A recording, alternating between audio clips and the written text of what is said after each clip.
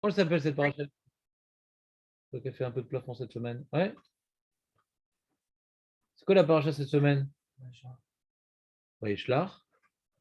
Razak, première bonne réponse. Deuxième bonne réponse. Il y a une mitzvah dans la paracha qui est intimement liée au bitachon b'Hashem. Raymond. Oui, je suis Achod, mais il y a aussi la Torah. Hein? Oui. Alors, quel rapport avec le bitachon? Donc, quand j'ai dit une mitzvah dans la paracha, donc du coup, on n'a que Guide Anaché dans la paracha. C'est simple, dans le Sefer Bereshit, dans le Sefer Bereshit, il y a 3 mitzvot dans le Sefer Bereshit. Voilà. On a la mitzvah de se reproduire. Reproduisons-nous. Pour vous. Ouais. Il y a la mitzvah qui a été transmise à Abraham Avinu de la Brit Mila. Il y a Guide Anaché. Anaché, c'est un peu le guide des égarés, mais d'une autre manière. Guide Anaché. Le nerf, c'est les 3 mitzvot dans Bereshit. C'est 12. C'est quoi les autres? Pour vous, multiplions-nous. Là, on n'est pas très nombreux. Multiplions-nous. Soyons féconds, les amis. Ouais. Et deuxième chose, la Mila. Hachem, il a ordonné à Abraham la Mila. C'est direct, quoi. Je ne parle pas, mais pourtant, il y a Yardan Satorim, Abraham. Non, non, on parle de choses. Ou Hachem, non, Hachem, il ordonne. Pas on déduit. D'accord? On peut déduire plein de mitzvot. Et troisième mitzvah qui est ordonné, c'est Guide Anaché. Et c'est dans notre paracha. Tu t'es jamais posé la question pourquoi c'est interdit le Guide Anaché? Ah, toi, tu manges le. Je pense pas. Ouais, tu penses pas. Tu manges cachère, donc dans ta viande hachée, il n'y a pas de Guide Anaché. Ouais. Le nersatique, tu as déjà mangé un petit nersatique comme ça à la bocaire? Ouais. Ouais, c'est pas terrible en vérité. Ouais. J'ai pas testé pour vous, mais c'est pas terrible. Mais alors pourquoi c'est interdit? Tu sais, des fois, quand on dit, la Torah dit celui qui mange les graisses et tout, chelev, chayav karet, on dit c'est vraiment, c'est super bon, quoi, c'est succulent, ces parties grasseuses. Ouais. Et là, on peut comprendre qu'on dit non, ça c'est pour le Beth Amikdash, on doit les consommer sur le Misbéar. On peut comprendre qu'il y a une certaine restriction pour réserver le meilleur pour Hachem, une retenue, un sacrifice. Arrête avec ton rock. Mais oui, mais ça répond à rien le rock. Tout est enregistré, là, fais gaffe. Rock'n'roll, ouais. Qu'est-ce que ça t'a fait? Ça t'a roulé de dire que c'est un rock? Disons que on la classifie dans les choses où on ne pose pas de questions. Non, c'est un peu plus compliqué. Bah, c'est pour ça que je viens. Je ne suis pas là, je suis pas venu pour t'expliquer pourquoi on n'a pas le droit de voler. C'est pas justement l'histoire de la fâcheuse. Nachon, c'est pas ça. Non, je veux dire, le côté, quoi, des fois, il y a des choses qu'on nous demande de faire. Et on est supposé chercher toute la vie. Ah, c'est ça que tu voulais dire. Ouais, entièrement raison. C'est-à-dire, tu es en train de répondre, ouais. Tu es en train d'expliquer ma violence verbale adressée à Raymond. Ouais. Pourquoi j'ai été énervé quand il dit c'est un rock? C'est un rock, donc il faut y réfléchir. Puisque c'est un rock, il faut y réfléchir. Et là, une des preuves qu'il faut réfléchir au rock, ouais, c'est qui est marqué dans la paracha de Bechukotai, donc rock. Bechukotai Telechou, qu'est-ce qu'il dit Srazal? Bechukotai Telechou, qu'est-ce qu'il dit Srazal? Allez dans Mechukim, qu'est-ce qu'il dit Srazal? Bechukotai Telechou, Raymond? Srazal. Chazal Tov. Ouais. Tiou Amelim Batoiru. Donc, aller dans les Choukim, c'est être Amal Batora. Se casser la tête dans la Torah. Qu'est-ce qui se passe, Jonathan? Tu prends des habitudes sfarades ces derniers temps. Ah, excuse-moi.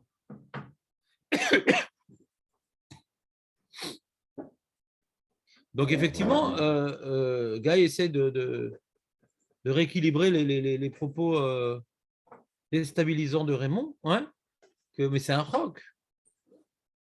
Il n'y a pas un roc dans la Torah. Il n'y a pas un roc dans la Torah que les Midrashim et les Rishon n'ont pas essayé d'expliquer.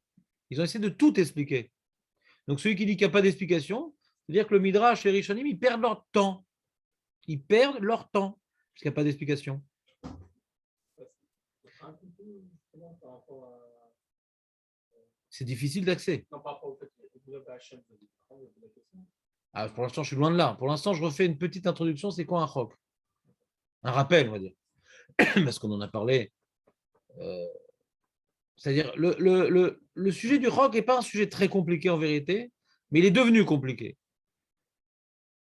Le chok, ce n'est pas très compliqué. C'est une loi que si Hachem ne nous l'avait pas ordonné, on ne l'aurait pas deviné. Et maintenant qu'il me l'a ordonné, j'ai du mal à comprendre. Et ce n'est qu'avec un effort intellectuel intensif, une rigueur, une remise en question, un va-et-vient sur l'étude et le vécu de l'halakha, l'étude et le vécu de l'halakha, et un va-et-vient comme ça, on a amené à accéder à une certaine compréhension de cette mitzvah, parce qu'Hachem ne nous enseigne rien d'arbitraire. Dans chaque chose, il y a quelque chose à tirer. On n'est pas en train d'expliquer pourquoi il faut faire cette mitzvah-là. On est en train d'expliquer quel idéal est véhiculé par cette mitzvah-là. Ah, si c'est pour ça, alors dans ce cas-là, on ne fait pas. Non, non, non, non, non, tu fais dans tous les cas. Mais ça vient véhiculer une idée. Alors, quelle idée ça vient véhiculer? C'est important la phrase que je viens de vous dire. Il y a une différence. Pourquoi? On ne demande pas pourquoi. Pourquoi? Hachem t'a demandé de le faire. Je n'ai pas compris, m'en fiche. Tu dois le faire parce qu'Hachem t'a demandé de le faire. Comprendre ou pas comprendre.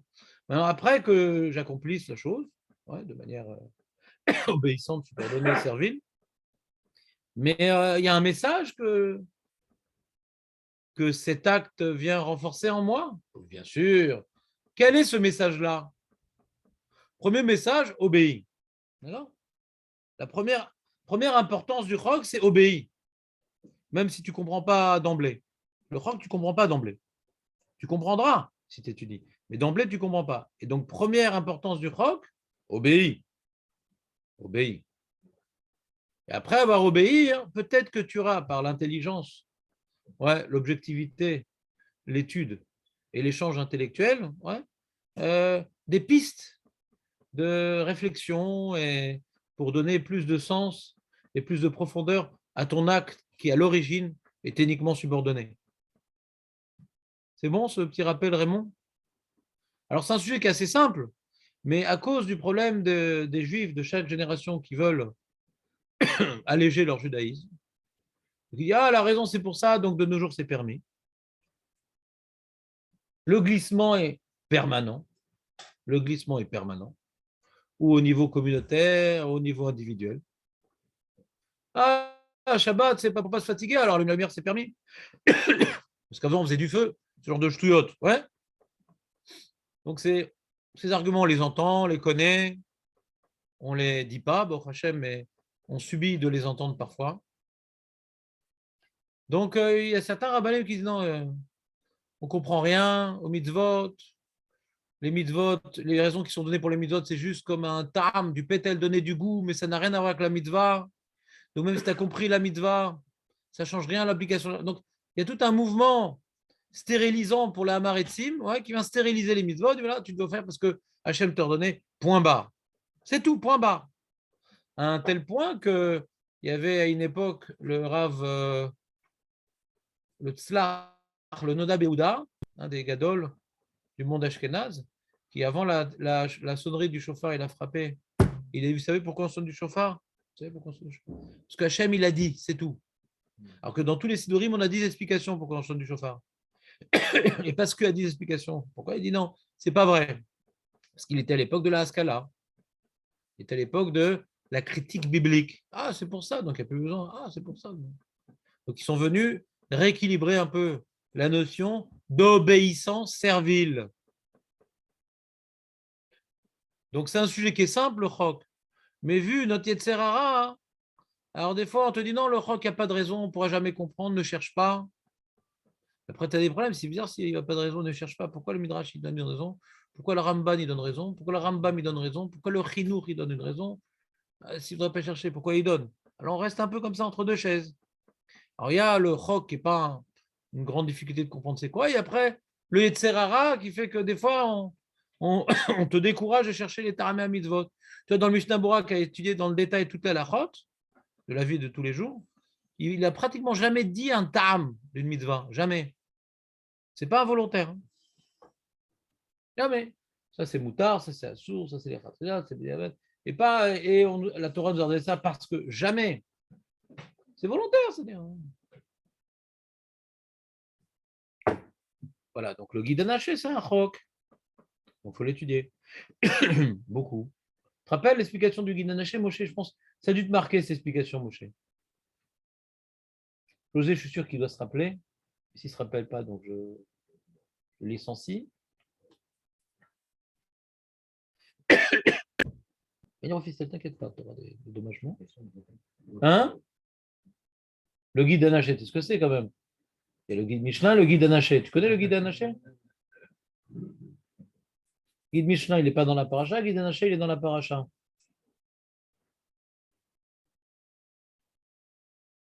C'est un truc qui coupe avec plein de tics. La sciatique, comme ça. La sciatique, le nerf sciatique. Tu connais le nerf sciatique? On avait expliqué une fois, tu te rappelles? Ça t'a pas marqué. Youssef, il doit s'en rappeler. Alors ne dis pas, ne dis pas. Comment? Bon, on va vous mettre tous déçus là. Non, non, non, non, David, toi, station standard, tu me déçois. Donc, bon, Rachem, ils sont venus à ton niveau, David. Ils sont descendus vers toi. Vas-y, déçois-moi. C'est quoi la question? Non. Ah, le guide anaché. Pourquoi c'est interdit le guide anaché? C'est écrit dans la Torah, il ne mangera pas. T'as vu? T'as vu ou pas? Ils sont assis à côté, les deux amis. Non, mais déjà, c'est une première réponse. Pas dit que c'est la seule. Voilà, rock'n'roll. Il nous roule avec ce rock, ça s'appelle rock'n'roll. C'est rare que c'est écrit. Comment? Ah, Tisha B'Av, tu te rapproches. Dan, les mitzvot qui n'ont pas de goût. Non, non, pas du tout. Je veux qu'ils s'en font jusqu'au bout, comme ça, juste un petit coup de pied, et hop, ça fait pouf. Ben non, si je demande, il n'y a pas. Ben, il y a une explication, bien sûr qu'il y a une explication. Non, en plus, il y a un problème dans cette paracha. Je vais t'expliquer pourquoi il y a un problème. Comme quoi, c'est un problème de dire que c'est un roc. Non, David, s'il te plaît, David. Ton silence est d'or. En plus, c'est un problème de dire que c'est un roc sans explication, parce que la Torah, elle dit, voilà, l'ange, il a frappé Yaakov, ça a abîmé son nerf sciatique, c'est pour ça qu'on ne mange pas de nerf sciatique. Donc, pour dire que c'est un roc, c'est embêtant quand même. On a un problème de comprendre le lien. Mais la Torah elle-même, elle donne le ta'am. Alors, dire que c'est un roc, c'est compliqué quand même, dans ce cas-là. Parce que la Torah, elle te dit, sans souvenir de ça. Contrairement à la vache rousse, on ne sait pas c'est quoi. Pourquoi ça rend tamé, ça rend taor, on ne sait pas. La Torah ne nous dit pas. Mais Guide Anaché, la Torah nous dit. Maintenant, le travail qu'on doit faire, nous, c'est quoi le lien entre le fait que Yaakov il a été frappé et qu'on ne mange plus ça? Le problème, c'est d'interpréter la Torah, et non pas de chercher une raison cachée. On a un travail d'interprétation et non pas d'imagination. Je crois qu'il y a beaucoup d'imagination basée sur une étude rigoureuse, mais ça fait appel à une certaine imagination. Le roc. Tu as compris, Marco, ou pas? Donc, si personne ne se rappelle, c'est qu'Anirel, l'explication que je vous ai donnée n'était pas bien expliquée. Parce que si on veut maintenant, si on aime l'âme Israël, se dire un il est bête ou tous ils sont bêtes, on va dire un il est bête. Donc c'est moi. Ça, on respecte l'âme Israël. C'était beau. Ça, on se rappelle, c'était un beau feu d'artifice. Ouais. Mais exactement dans quel ciel, de quelle couleur, je ne me rappelle pas. Voilà. Alors Dan, il va sauver le déshonneur le plus profond ou de l'enseignant ou de l'assemblée. On va voir, il y a un doute. Je penche pour l'option que c'est l'enseignant qui est humilié dans sa fonction. Ouais. J'aurais dû être garagiste. C'est quoi l'explication du guide Anaché? Il a été frappé Yaakov, quoi, à cause de ça, on ne mange pas du guide. Sauve. Non, moi, je sais pas si c'est peut-être. Non, quand tu dis je sais pas, c'est sûrement juste, donc tu m'énerves, vas-y. C'est que c'est qu'il a été sauvé de l'ange, bien qu'il a été frappé à la.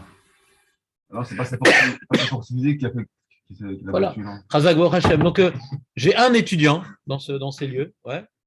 Merci de faire partie du décor. Ouais. Il y a besoin de buissons, il y a besoin de coucher de soleil, il y a besoin de toutes sortes de choses. Non, Léon, il est nouveau. Donc, il a pour l'instant l'alibi. J'étais pas là. Voilà. J'étais pas là, je ne savais pas encore. Si j'avais été là, j'aurais oublié. Ouais. Mais pour l'instant, je peux encore bénéficier du doute. Ouais.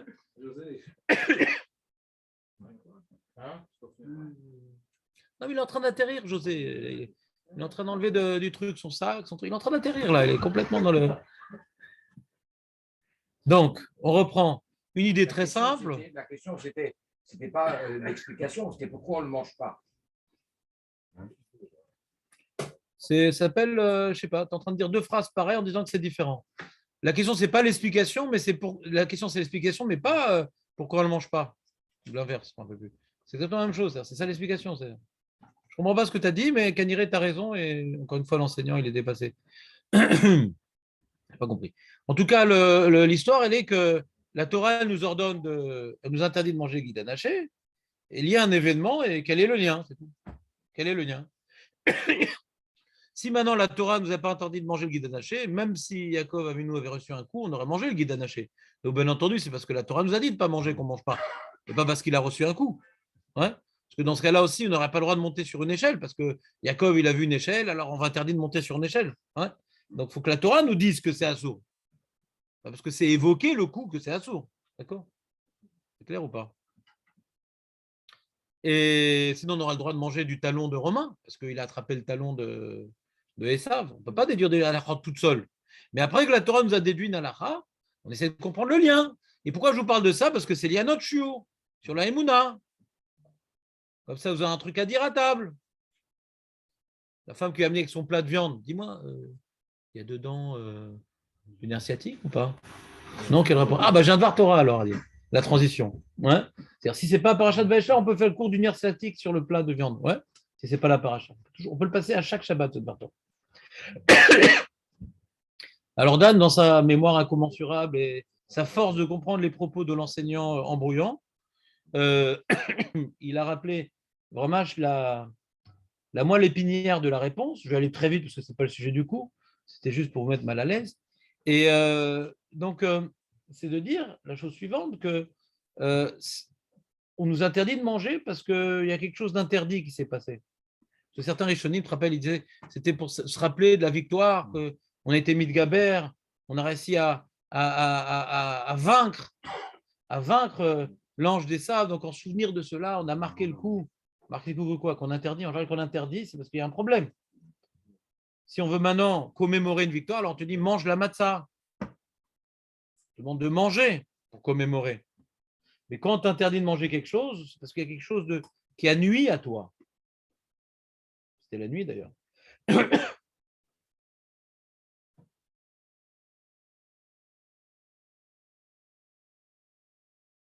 Et si on reprend la paracha, on voit que au début de la paracha, excusez-moi, Yaakov il fait la super ishtadlout, qui est notre sujet.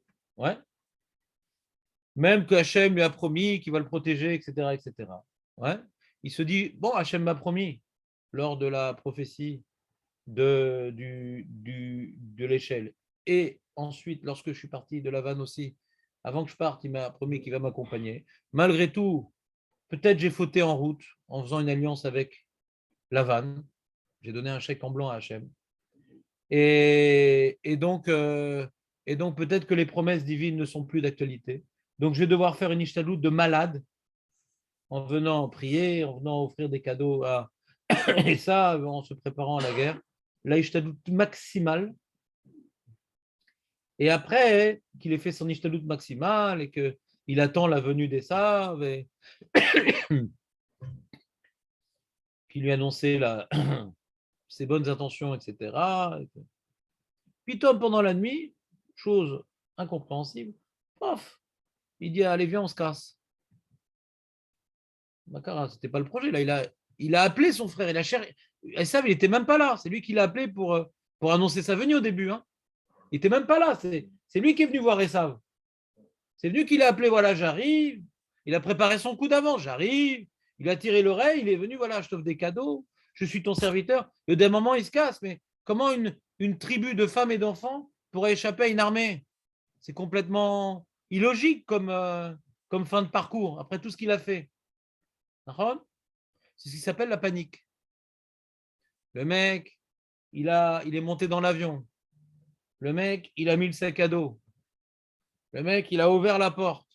Le mec, il voit le vide. Non, je ne saute pas. Attends, mais tu as payé 2000 shekels pour faire ce petit saut. Non, mais tu as bien réfléchi. Il y a des moments, moi, devant le vide, tu paniques. Rien ou pas? Ça n'arrive pas dans la vie, ça, des trucs pareils? Des fois, on panique. Putain, on panique. Au dernier moment. C'est ce qui a l'air de se passer. Et je vous avais expliqué que la panique, en général, elle est proportionnelle à la ishtadlout. Plus on va faire une grosse ishtadlout, et plus on risque de paniquer. Pourquoi? Parce que quand tu fais une grosse ishtadlout, c'est que tu t'en remets à toi-même un peu, quand même. Parce que tu fais une ishtadlout. Et quand tu t'en remets à toi-même, tu réfléchis, mais est-ce que vraiment, tu penses que ce que j'ai fait, ça va calmer ça, en fin de compte, vu ce que je lui ai fait? Donc après qu'il ait fait son ishtadlout, il a fini l'ishtadlout. Quand tu es dans l'ishtadlout, tu ne réfléchis pas beaucoup. Ouais, tu te rassures avec ton ishtadlout. Mais quand tu as fini ton ishtadlout, tu commences à faire le bilan. Et là, tu commences à flipper. Comme par exemple un mec, on lui dit qu'il a une grosse maladie, lo alenu velo alcool am Israël. Et donc, il va faire tel tipoul, tel médecin, chutz laaren, nani naner. Pour l'instant, il ne panique pas parce qu'il est dans l'ishtadlout. Mais quand il a fini tout ça, ils m'ont dit qu'il y a 2% de chance qu'il s'en sorte, le mec. Mais dans l'ishtadlout, et plus quelqu'un il va maintenant faire son ishtadlout, et moins il va s'en remettre à Hachem parce qu'il est dans le coup là.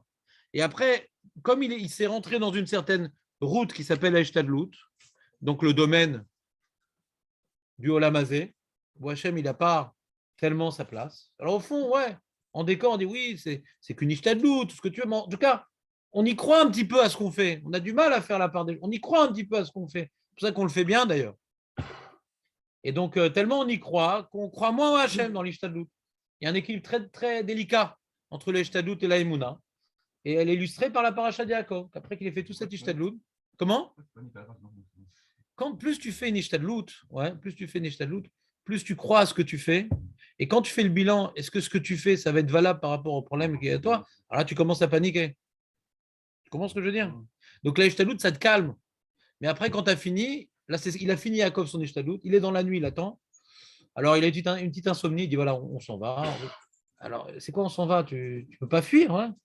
Tu ne peux pas fuir. Et il se fait rattraper, forcément. Enfin, il revient sur ses pas, truc, il y a toute une symbolique sur revenir sur ses pas à cause des Parchim Tzadim. Je ne vais pas refaire toute la paracha, c'est dommage. Ça serait dommage de vous expliquer Parachat Vaishlar au moment de Parachat Vaishlar. Ce serait quand même quelque chose d'assez regrettable. Hein? Très bien. Bah, en général, ton vote, il vaut moins 10, donc éliminé. Et... Non, mais moins 10, déjà, c'est fini. Ouais. Non, je ne vais pas expliquer la paracha. Je vous l'ai déjà fait 2-3 fois. Ouais. Je ne suis pas animateur de club d'Alzheimer. D'accord? Donc, je fais un petit rappel par rapport. Je fais un petit rappel. Ouais. D'accord. Je fais un petit rappel par rapport à notre sujet de Emouna B'Tachon. Et ça va être une transition totale et directe. Et c'est magnifique. Et c'est Mina Shamaï. Mais c'est un bisou, aurait dit David, si tu lui as donné la parole. Et donc, voilà, qu'est-ce qui se passe? Il est devant l'ange. Et qu'est-ce qui se passe? Donc, dans l'Ishtalut, il se bat. C'est un homme très fort, Yaakov. Il soulève des pierres que personne ne peut soulever et tout. Et en fin de compte, l'ange l'attaque sur le guide anaché, qui est le nerf de la guerre, puisque c'est ce qui te fait tenir debout. Ouais. Quand tu dis tu es initiatique, tu as du mal à te tenir debout, tu as du mal à marcher. Et alors qu'ils étaient à égalité durant ce combat nocturne, avant d'avoir été touchés au nerf sciatique, après qu'il ait été touché au nerf sciatique, ils sont toujours à égalité. Comment c'est possible? Si, quand maintenant j'avais ma pleine forme, l'ange, il apparaît ici à me tuer. Après avoir le nerf sciatique bloqué, tu ne peux pas faire grand-chose normalement. Hein. Tu as déjà fait de l'escrime. En plus, c'était mit avec, c'est même pas de l'escrime, c'est du catch. C'est de la lutte, les amis. Tu as déjà fait du judo avec le nerf sciatique coincé? Ouais. Ça s'appelle du jus d'orange. C'est un zeste malheureux. Comment? Et il a continué à se battre. Il n'a pas été surmonté. Il n'a pas réussi, malgré qu'il a touché le nerf sciatique, l'ange n'a pas réussi à en finir avec lui. Normalement, tu vois, dans le combat, celui qui a fait du combat, le pauvre, et à un moment, tu touches un point, ce qui permet après de remporter la victoire, parce qu'il a ça, il était fragilisé à un point. D'accord? Voilà. Au karaté, ce n'est pas la technique du karaté. Karaté, tu apprends tous les points vitaux pour le tuer, le mec. On t'apprend les points vitaux comme ça, remboursés par la Sécu. Ouais, on t'apprend tous les points vitaux. Le plexus solaire, le truc, la carotide. Oui, on a fait du karaté. J'étais le moins bon élève de karaté du meilleur club de karaté de France. J'ai un copain à moi, il est devenu champion du monde. Du monde. David Félix. Il ne savait pas quoi faire de moi. Est-ce que je balais? Il ne savait pas quoi faire. Non, vraiment, il ne savait pas quoi faire de moi. Au moment de la remise de ceinture jaune, tout s'est passé rapidement. Il a mis un quart d'heure à délibérer. Refais-moi ça. Bon, fais-moi ça là. Ouais, il me l'a donné, mais il n'était pas content, quoi. C'est-à-dire, j'ai fait descendre le niveau de son club. 2 heures après, ceinture jaune, j'ai arrêté. Je dis bon, c'est pas mon truc. J'ai l'impression que c'est pas mon truc. C'est vrai? C'est mon copain. Il est tout noir. Et si j'avais continué, je serais devenu noir. Très sympa le mec. Oui, bien sûr. Non, c'était à rue d'Avron. Ouais, c'est-à-dire, je revenais fracassé de là-bas et je me faisais agresser après par Lazara, je ne peux pas me défendre, je ne peux plus marcher. Je revenais là-bas, il ne faut pas qu'il m'agresse, là, je suis cassé. Revenons à notre sujet. Ouais. Des fois, tu fais trop d'histoire au karaté, tu te fais éclater encore plus. Donc, qu'est-ce qu'on a dit? Donc, malgré tout, il ne pouvait pas tenir debout, il continue à faire son judo. Incroyable. Donc, il a compris que ce n'est pas le nerf qui te tient, c'est Hachem qui te tient. À l'époque, dans l'Antiquité, quand ils voulaient renforcer leur force, ils mangeaient des cœurs de lion. Richard, il adorait ça. C'était son plat préféré. Il mangeait, pour renforcer leur émona, il mangeait de la foie. Ouais. Pour se marier, il mangeait de nonos. Toutes sortes d'aliments qui allaient dans le sens de l'image et le message qui était véhiculé par cet aliment. Merci, Yoav. Et donc, manger du nerf, quelque part, on pourrait imaginer, c'était renforcé. Je tiens sur mes pieds. Ouais. Ani Omed. Je me tiens debout. Alors que dans le rêve qu'il a eu, le premier, The Proms, de l'échelle, ouais, il montait sur une échelle les anges et les trucs. Il a appris que pour monter dans la vie, c'est monter sur une échelle. Et c'est quoi monter sur une échelle? Normalement, une échelle, par définition, pas l'échelle des peintres égyptiennes et des échelles égyptiennes des peintres. Vous avez vu tu connais les échelles des peintres, Youssef, ou pas? Ça, c'est pas l'échelle de Yaakov. Yaakov n'était pas un peintre. Une échelle, normalement, elle est posée sur le mur. S'il n'y a pas de mur, il n'y a pas d'échelle. Et s'il n'y a pas de mur, de toute façon, qu'est-ce que tu veux monter sur l'échelle? Il n'y a pas besoin de monter. Ouais. Donc, en général, tu as besoin d'un support pour l'échelle. Et là, le support, Nitzav al Hashem, c'est Hashem qui tient l'échelle. Si tu veux monter dans la vie, il faut que tu saches que tu dois faire un effort de monter.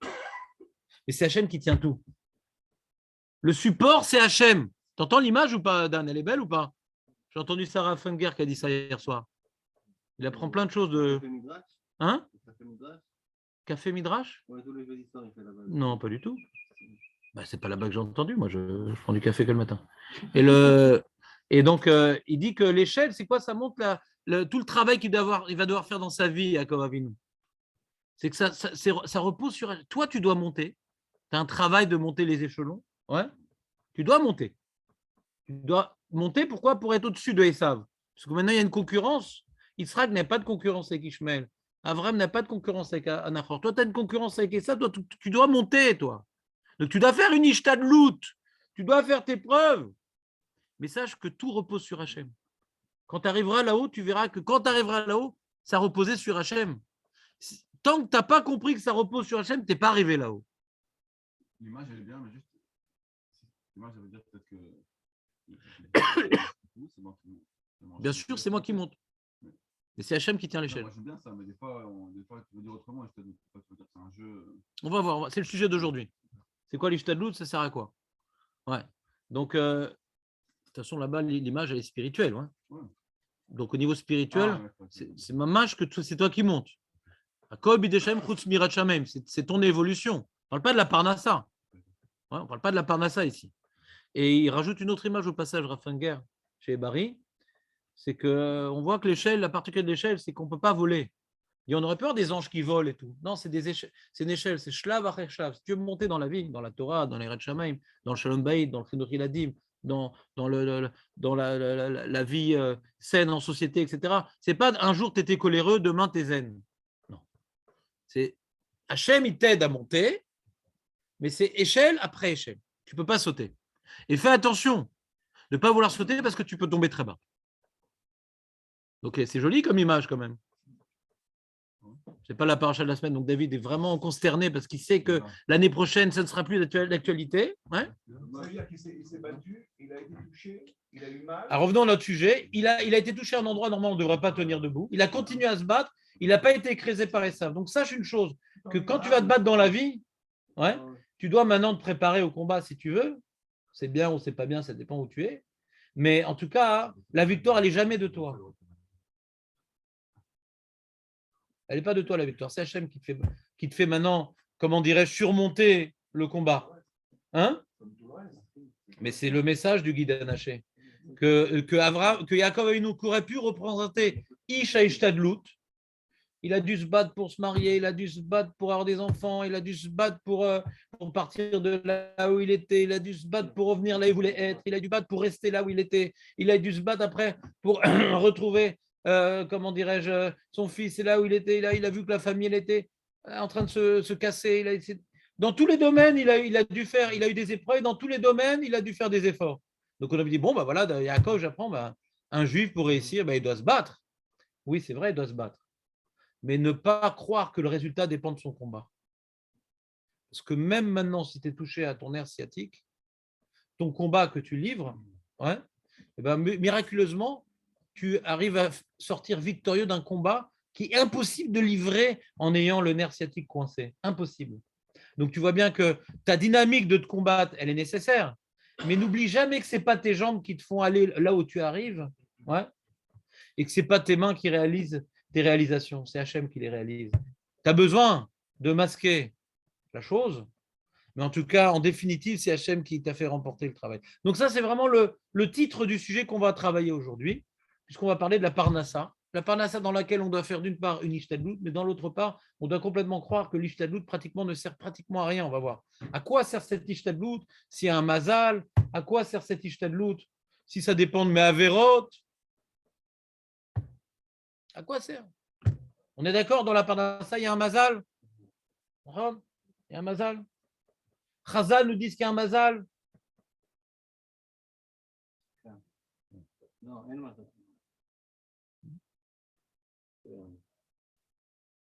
Oui, il a un grand problème, Yoav. Ah. Alors, il y a plusieurs chazal qui parlent du mazal. Ouais. Alors,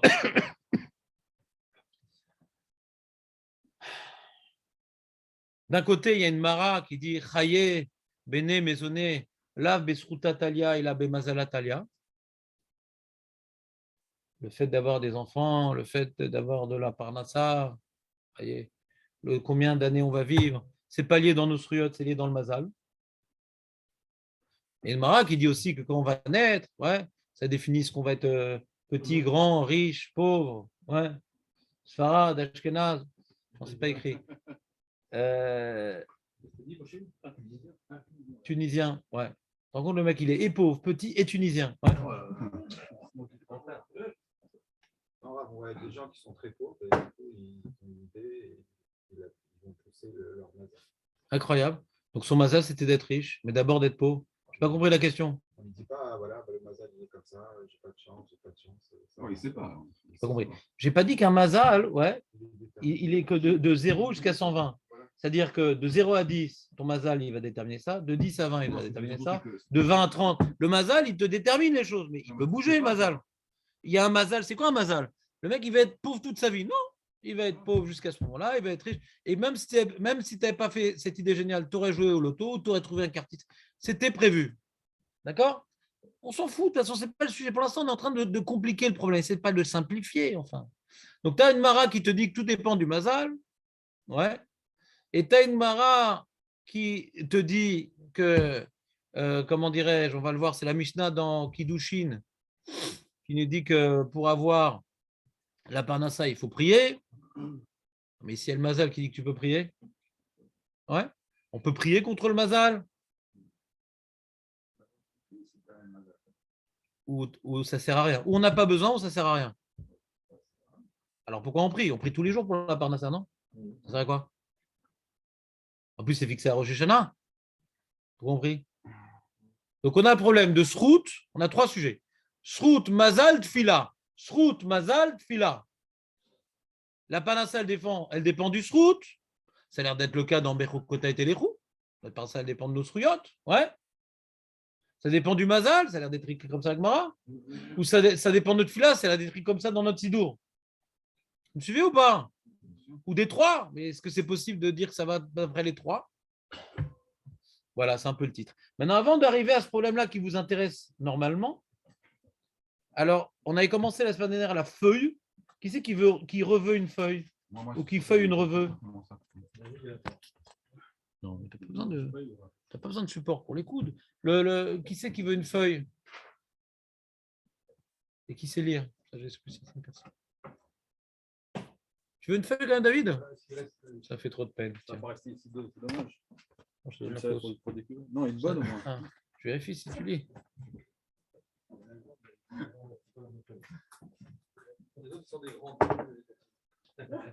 C'est le mazal, David, c'est le mazal.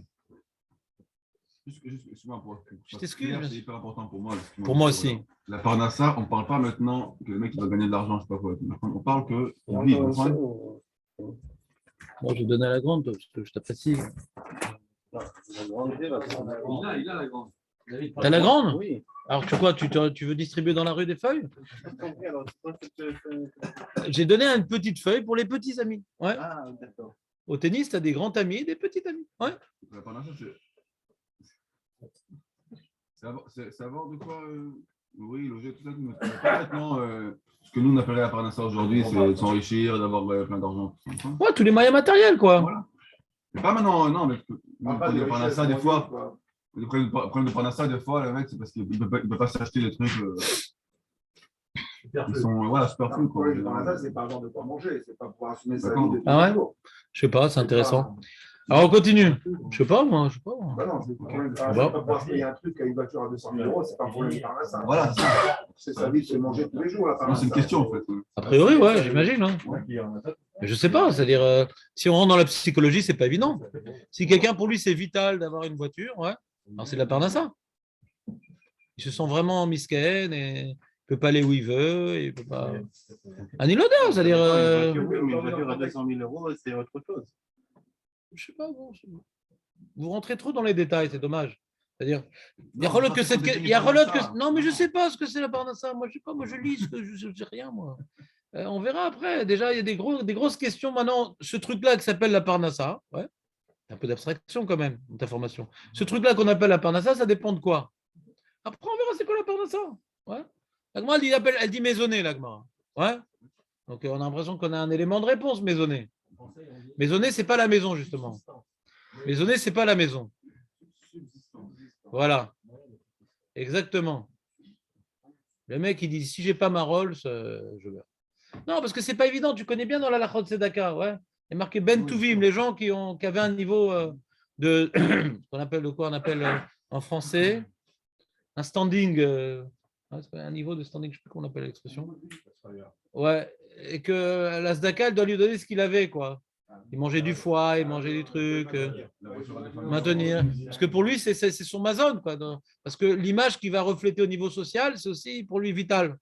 Donc c'est pour ça que je dis, je ne veux pas répondre, c'est très relatif, quoi. Normalement, c'est la bouffe, normalement. Et pour des gens riches, la bouffe, ça ne suffit pas. Pour la parnassa, c'est de garder leur mode de vie. Ça les fait vivre, ce mode de vie.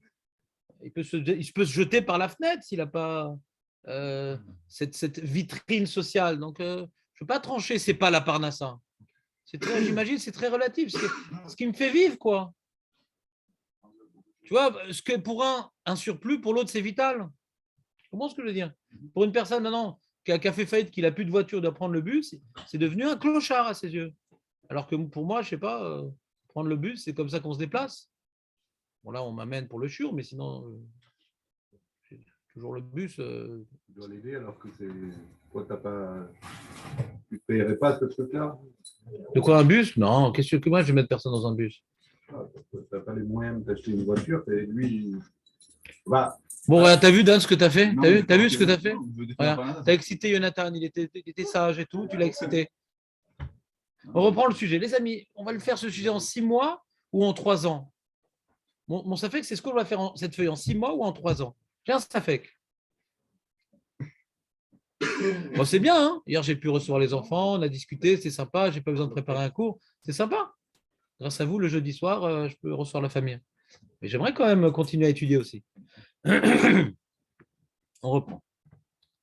Donc, on a vu déjà le premier sujet, est-ce que la parnassa, c'est une punition? Non, c'est la vie. De travailler. Alors, on a vu la semaine dernière le Messiah Tisharim qui dit que c'est une punition. Adam, il a fauté et donc il a été puni. D'accord. Le Chovot et les Vavot, on ne l'a pas commencé le Chovot et les Vavot. Alors, on va le faire vite parce qu'il est déjà 9h16 officiellement.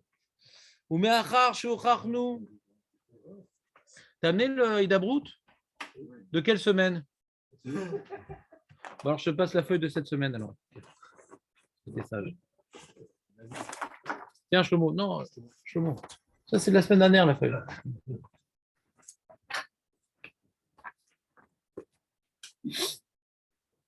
On a prouvé que le devoir des hommes, on a un devoir de chercher la parnassa. Maintenant, on va expliquer que l'homme, il n'a pas besoin maintenant de se casser la tête, de prendre n'importe quel travail qui lui tombe dans la bouche. Tu sais que faire quand même de ramasser les poubelles, ça gagne bien. Non, c'est bien payé de ramasser les poubelles, vous savez? Très, très bien payé. Alors quoi, on m'a proposé ce métier, je ne sais pas pourquoi moi. Et alors les goûts et les couleurs, ça se discute, bien sûr, les goûts, ça se discute, les goûts. Et alors, je dois prendre ce travail-là. Il y a une clala de travailler. Il faut faire une parnassa. Au Hachem, je travaille 4 heures par jour, le reste, je suis au collège. Personne ne s'assoit à côté de moi, je ne sais pas pourquoi. Mais en tout cas, toute la journée, je peux être au collège. Et la Béado, l'ifror l'atzmo, auto emtsaïch ou matim, béoter les trous notables. Non, moi, je sens que pour moi, mon métier, c'est plutôt dans ce domaine-là, dans ce domaine-là. Je ne suis pas obligé de prendre n'importe quel parnassa, parce qu'il faut être mis de parnasse. Il a dit dans le chapitre premier, je vous ai prouvé qu'on a un devoir de chercher une parnassa. Alors quoi? Quoi qu'il advienne, je prends n'importe quoi, et car voilà, je te quitte. Il dit non, non, non, tu peux choisir un métier qui est adapté à tes comment dire en français? Non, Chazé Shalom. Non, c'était le piège. À tes prédispositions, qui est adapté à toi. Alors, il va donner des exemples. Il dit comme ça, il y a plein de métiers différents. Ouais. Il y en a qui sont faciles. Ouais. Mais tu es un petit effort comme ça. D'accord? Tu appuies sur le bouton et tu es sur le téléphone, tu t'assois, tu donnes des conseils, voilà, financiers. Oh Hachem, tu ne bouges pas de ton siège en cuir. Oh Hachem, pas besoin de faire beaucoup d'efforts. Kegon Misrar, Bechanou, tu es dans ton magasin, derrière ta coupa. Et certains, il y a des travaux qui demandent un peu d'effort. Comme par exemple le tailleur, ouais, il a un peu la tête ailleurs. Arikma, de broder. Broider. Activa, d'être scribe. Arsanat Srora, de stocker la marchandise. Vetivour Kablanout, Vepoalim, Lavodat Raklaim, Kablanim, Poalim, de fournir des, qu'on appelle ça en français, des ouvriers, quoi.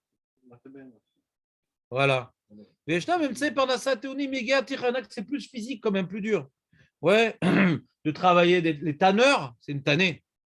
C'est peut-être ça l'expression, c'est une tannée. C'est peut-être ça l'expression, non? Il faut être un dur à cuire pour faire ça, je pense. Khatsivat à Barzel, Nérochet, de travailler le fer, le cuivre, ouais, de purifier l'argent par l'intermédiaire de renferrer du plomb, de porter des charges lourdes, d'être des ménageurs, d'être routeur, routier, je ne sais pas comment on appelle ça. Iboud Adama, travailler le sol. Voto Adam chez Goufou Khazak, Vissirlo Khalash. Le mec a un gros corps, 2 mètres carrés, ouais, et le cerveau, voilà, on dirait un œil, son cerveau. Quelqu'un une fois m'a demandé, je ne comprends pas et tout. Et quelqu'un il a pris un médicament antidépresseur, ça met beaucoup de temps avant que ça fasse son effet. Alors je lui ai dit, bah oui, parce que l'antidépresseur, il cherche le cerveau. Il a passé à côté, il pensait que c'était un œil. Ouais.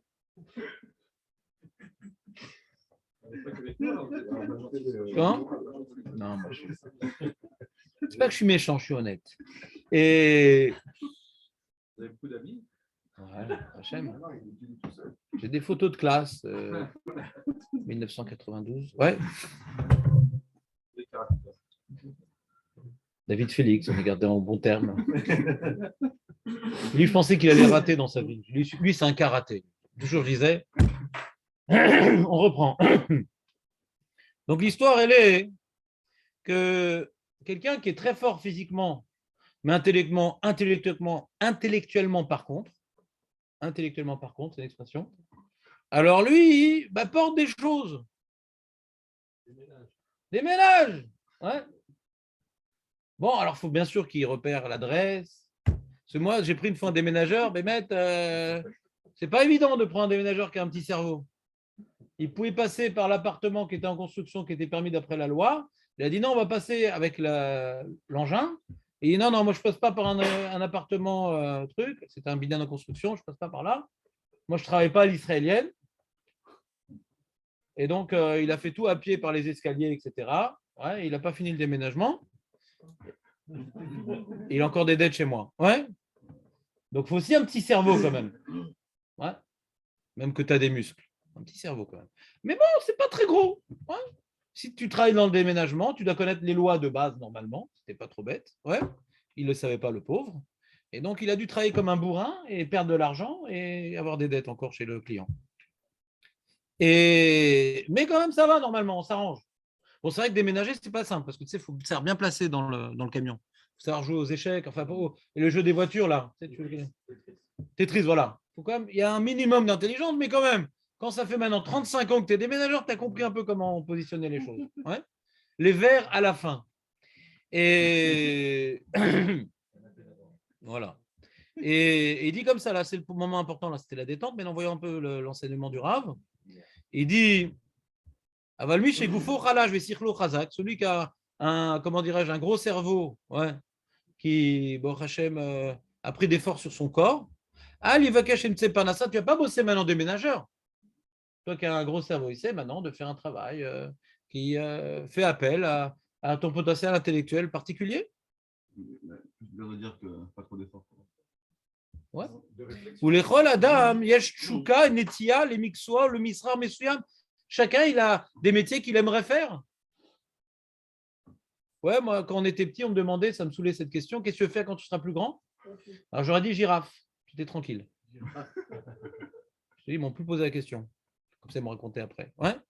Et qu'est-ce qu'ils prennent la tête? Veyoter, Mehacher, les Mixodes, VMT, Misra, il y a des gens, ouais, il aimerait faire policier à cause du gyrophare. Ouais. Ou il aimerait, mon père, il a dit, il aimerait être chauffeur de bus. Ouais. Chauffeur de bus à l'époque, c'est le mec qui a un costard, une cravate, c'est lui qui décide où on va. Un vrai patron. Chacun, il a une DTIA. Médecin. Bon, Hachem. Tov chez Barofim la Geina, Mibne chez Akel, il via Boava Bechiba, Hachem il a mis en nous. Ouais, c'est pas nous qui avons décidé. Hachem il a mis en nous. Moi j'aimerais bien être dans le commerce, moi j'aimerais bien aider les gens, être infirmier, j'aimerais bien être vétérinaire et tout. Je me suis beaucoup occupé de ma belle-mère à la fin. Et Heureusement, parce que sinon on fait tous la même chose. heureusement, peu importe. En tout cas, on est en train d'expliquer, Raymond, ici, ouais, quelque chose qui n'est pas comme le Messiat Echarim. Ouais. D'après Messiat Echarim, c'est une malédiction le travail. Acquitte-toi par un truc. N'en fais pas une. D'après le Messiat Echarim, c'est une malédiction pour tous. Parce qu'on a un père, ouais. C'est 1, 3, 5, 7. On a un père, ouais, qui s'appelle Adam Arishon, qu'il a fait une faute, et à cause de lui, on devra manger le pain à la sueur de notre front, alors qu'avant, c'était tranquillos, ouais. On ne devait pas s'occuper de la parnassa, juste on fait la volonté d'Hachem, on travaille nos minotes, on étudie la Torah, le travail, ouais, ça se fait, tu plantes un truc symbolique, et ça se fait tout seul. Non, c'est une klala. Et donc, on a vu comme c'est une klala, hein, d'après le Messiat Echarim, donc ça ne nous concerne pas tellement, quoi. C'est-à-dire, fais quelque chose pour t'acquitter. Acquitte-toi de ce que tu peux, ouais, et mets toute ta vie dans ton limoud, mais ton travail, on s'en fout de ton travail. Complètement, il contredit complètement. Il n'a pas dit que ce n'est pas une klala. On va voir qui va le dire. On va voir qui va le dire. Mais j'essaie de vous aider à aller plus loin dans la réflexion, mais je vois que je ne suis pas très pertinent. Et quand on dit que c'est une klala, c'est assez péjoratif le travail. C'est un mec, il a une klala, ouais, on doit lui couper le bras, dire tu veux qu'on te coupe avec une scie en or, en argent, en cuivre, on doit couper le bras, quoi. Là où ça fait le moins mal, quoi. Donc prends un travail qui te fait le moins mal. Et pas c'est quoi maintenant, dans quoi tu aimerais travailler? Pourquoi j'aimerais avoir une klala? וכדומה לדוגמה תמצא שכל אדם מסוגל למקצוע ומשכר מסוים בהתאם למידותיו ומבנה גופו, ומי שמוציא במידותיו בטבעו תשוקה על מקצוע מסוימת וגופו מתאים אליו והוא מסוגל לסבול את ההיגעה הדרושה למענו, יחזר אחרי אותו מקצוע ויעשה אותה אמצעי להשגת מחייתו ויעסוק בו ברצון, et tu travailles de manière volontaire, que tu réussisses dans ça ou pas.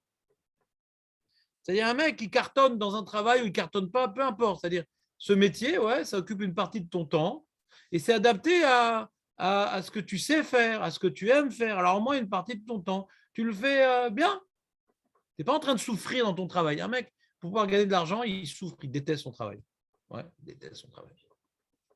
Moi, mon père, il détestait son travail. Il était dentiste, il détestait. Il dit, je suis plombier de la bouche des gens. Ouais, plombier. Comme ça lui avait dit Lévinas, tu vas être plombier. Et ça l'a parcouru toute sa vie. Ouais. Et parce que c'est terrible d'être dentiste, parce que sans arrêt, tu risques de le balafrer, le mec. Tu es dans le stress de pas blesser et tu es en train de faire. Le gens, il vient chez le dentiste, il dit il va me faire mal. Lui. Tu incarnes le rôle du torture. Ouais, tu es Torquemada. Tu viens là-bas pour te faire torturer. Ouais. Et donc, les mecs, ils n'aiment pas aller chez le dentiste. Donc, ça passe chez le dentiste. Ouais. Ils en souffrent beaucoup de ce problème-là. Donc, il aurait voulu être écrivain, il aurait voulu être historien, il aurait voulu être. Il a raté sa vie. Ouais. Il a gagné de l'argent, mais il a raté. Il dit on choisit un métier, pas qui. Ouais. Parce que tu vas réussir et tout, tu vas faire un carton. Qui est adapté à ce que tu es. N'oublions pas que c'est la majorité de notre journée, notre métier. Ouais. Il dit moi, je sais voler, tuer, je ne sais rien faire. Alors, je suis très épanoui d'être dans le parti de Lieberman. Donc il dit Ben Keshe ou Matzliar Metsuha, Enlo Mimeno. Voilà. Il dit Ben Sheu Matzliar, Ben Sheu Lo Matzliar. Après que tu gagnes beaucoup d'argent avec ça ou pas. Le mec, il est dentiste, il ne donne pas un sou. Il dit je sens qu'il y a quelqu'un qui a une dent contre moi. Velei Masbo, Gam, les familles, Enlo Mimeno, départ d'Asato. Sois pas éclairé par ton métier. Ouais. Et là, Iftar, Belokim, Shem Satlo et Parnasato, Kalimechav. De toute façon, la Parnassa vient d'Hachem. Toi, tu choisis un boulot pour t'occuper dans quelque chose que tu sais faire, que tu aimes faire. La Parnassa, c'est ce qui va sortir de là. Ouais. Tu ne choisis pas un métier parce que tu vas gagner de l'argent plus ou moins. Cherche à savoir ce qui est adapté. Il y a des gens aujourd'hui, des conseillers ouais, d'orientation professionnelle. Ils vont discuter avec toi, ils vont voir tes études. Quel métier semble adapté à tes potentialités, à ton potentiel? C'est important. N'oublions pas que ça occupe une bonne partie de la journée. Moi, par exemple, j'ai commencé à faire des études pour faire du commerce, expert comptable, etc., etc. Ça aurait été une catastrophe.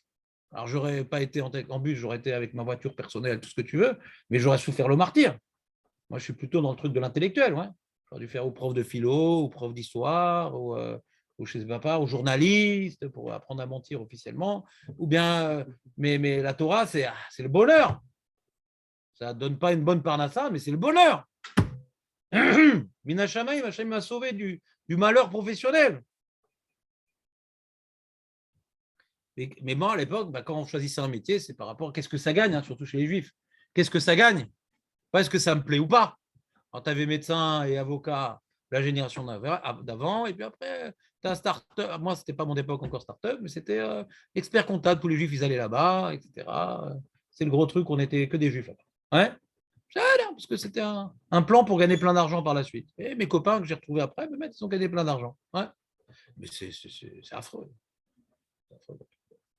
Et Kacher marchait Votav. D'ailleurs, en deuxième année de fac, là, on commençait à apprendre vraiment le métier. Et ben, j'ai abandonné la fac. Première année, c'était sympa. On faisait de l'histoire de l'économie, du management, de la psychologie, du truc. J'adorais. Et dès qu'on est rentré dans le sujet, c'était informatique, c'était comptabilité. Alors, je dis, c'est quoi ce truc-là? C'est pour les gens qui veulent mourir de leur vivant, quoi. Bon, Hachem, la yeshiva m'a accepté. C'est sympa la comptabilité. Il n'y a pas de problème. Il en faut pour tous les goûts. Hein. Il y a même des éboueurs. Alors, il dit Kacher, Marchevota, Vegoufo, Vasukim, Bechad, Betsae, Parnassa. Obeshtadlut, Lasig, Mtsaezetier, Kavanato, les Mitzvah, Taboré. Maintenant, tu as trouvé, écoutez bien. Il est fidèle à lui-même dans l'explication qu'il commence à donner. Travailler, c'est une mitzvah.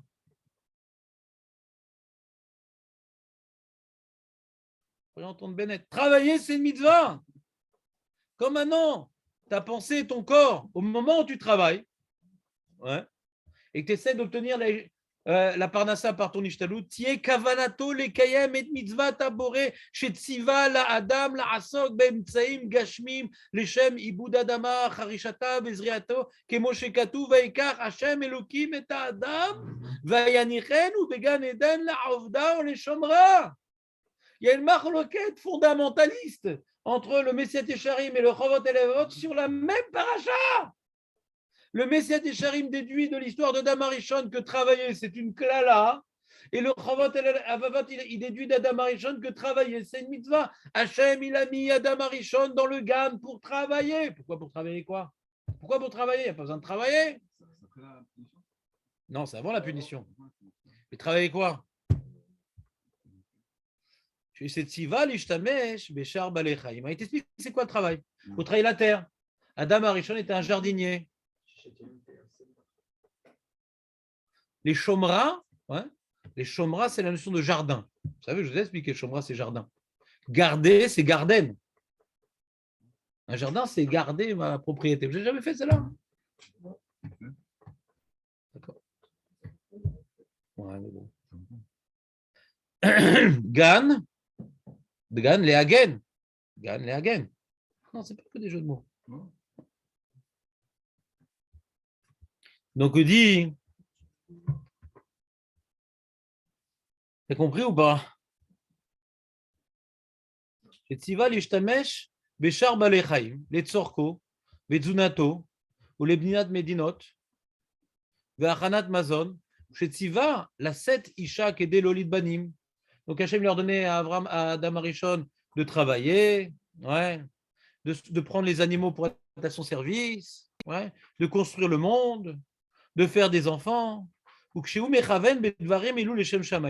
Et s'il fait ce que maintenant Hachem lui a demandé, les Shem Shamaim, parce qu'Hachem lui a demandé, il ne se marie pas avec la femme parce qu'elle est jolie, il ne travaille pas pour pouvoir écraser les autres et avoir de l'argent. Il ne fait pas des enfants pour avoir des enfants qui le servent. Aujourd'hui, ce n'est plus le cas. Pas des enfants, ils ne vont pas te servir. Il n'y a plus de notion de bâton de vieillesse. Ouais. Ils donnent des coups de bâton pour te vieillir. Et donc, quand tu as des enfants, tu te maries, tu travailles pour pouvoir avoir des forces pour faire la Bodat Hashem. Ata mekayem mitzvah. Shiu kol ma'asecha leshem shamayim. C'est mitzvah. Shiu mekayem leshem shamayim ou ikabel srar al zeh. Et quand tu travailles maintenant pour accomplir la volonté d'Hachem, d'être mitparnès de manière honnête, pour avoir des moyens de subsistance, pour accomplir sa volonté, au moment où tu travailles, tu accomplis une mitzvah. Ça fait partie des mitzvot de la Torah. De travailler pour accomplir la volonté divine. T'entends Raymond ou pas? Va travailler. Ouais. Voilà. La semaine prochaine, j'aurai plus personne ici. Ils vont être cotés en bourse, les Talmidim, je sens. La bourse ou la vie? Il dit, oui, Kabel, Srar Alze, Ben Imotsi et chez Fiato, les poils, qui soit devenu maintenant le number one de son domaine, ouais, sa branche d'activité, ou pas, Ben Imlot, si chez Fiato, les poils. Yegie Kapecha. Vas-y, dis-moi le passou, toi qui ponctue, Yoav. Qui tochal, hein? Voilà. Donc, fais des efforts de tes mains. Qui tochal, v'ashrecha, v'tovla. Voilà, Hachem va te donner ce qu'il va te donner. Fais l'effort que tu dois fournir. Ouais. Ashrecha. Est-ce que maintenant, tu as investi dans un truc? Ouais, c'est comme mon fils dans sa yeshiva, il y a un bachour ils n'avaient pas d'argent et ils sont devenus très très riches d'un coup parce que son père, il a acheté au bon moment, juste avant le corona, il a acheté des masques. Des masques, masechot. Et ça valait rien les masques. Ça coûtait rien. Et d'un coup, le masque, il coûtait 5 shekels, ouais. Vous vous rappelez ou pas au début? Ouais. Alors, il a acheté Mina Shamaim au bon moment. Il a revendu, il est devenu. Il a acheté 4 dirotes. Il n'avait rien, le mec, il était en location. Ouais. Et donc, ça marche ou que ça ne marche pas. Et un mec, il a fait la même chose 6 mois après, il dit, je sais pas, ça ne marche pas les choses. Pas compris. Il y a toujours des mecs un peu en retard. C'est comme mon gendre, il avait dit à quelqu'un de sa famille, lui il est très fort, mon gendre, il connaît tout. Il est toujours au courant de tout, je ne sais pas comment. Et ça a commencé les bitcoins, là, je ne sais pas, des trucs, ouais. Il avait dit à quelqu'un de sa famille, achète pour $100. Et $100, c'était 100 bitcoins. Aujourd'hui, chaque bitcoin, c'est $80 000. Et le mec ne l'a pas écouté. Et des gens, malin saute. Il a un mazal à chaque fois. Hein. Quoi? Toi, tu aurais acheté, toi? Personne n'y croyait. Personne n'y croyait. Le méchanet, mais si aujourd'hui tu les revends, tu as gagné. Non, mais aujourd'hui tu les revends, tu l'as l'argent. Du vrai. Tu l'as aujourd'hui l'argent. Tu l'as aujourd'hui. D'accord? Personne n'y croyait. C'est comme ça que ça marche, les trucs. Même ceux qui y croyaient, ils n'ont pas acheté. C'est un petit problème de. C'est vraiment sain. Ah non, moi je connais pas. Non, je sais pas, moi. Je sais pas. Je connais pas ce que c'est, je connais pas comment ça marche. C'est juste un exemple. Il y a des gens. Hein? Je sais pas, moi je m'y connais pas, ouais. Mais au prix que c'est aujourd'hui, je m'y connaîtrais pas trop. Tellement d'argent civil, est-ce que c'est vraiment une bonne chose? Non, c'est sûr que c'est l'argent des terroristes, c'est l'argent de trucs. Non, il y a des problèmes de ça. Mais non, méchané, c'est juste un exemple de dire qu'il y a des fois, tu fais des péoulottes, ça marche. Tu fais la même péoula, ça ne marche pas. Ça dépend du moment, ça dépend comment tu le fais. Mais est-ce que tu aimes faire ça? Et quand tu fais pourquoi? Pour gagner de l'argent? Non, pour que Hachem, il nous a demandé de nous occuper, de faire avancer le monde. Ouais.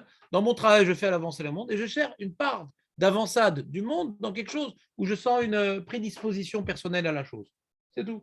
Est-ce que dans mon domaine, ça va me ramener de l'argent, plus ou moins? Ça, je ne sais pas, ça ne dépend pas de moi. Mais en tout cas, ce qui dépend de moi, c'est que je fais avancer le monde. Réfléchir, tu fais avancer le monde. Ouais. Non, les mecs, arrêtez. On n'est pas en train d'analyser, on n'est pas en train de réfléchir, on est en train maintenant de commencer le sujet.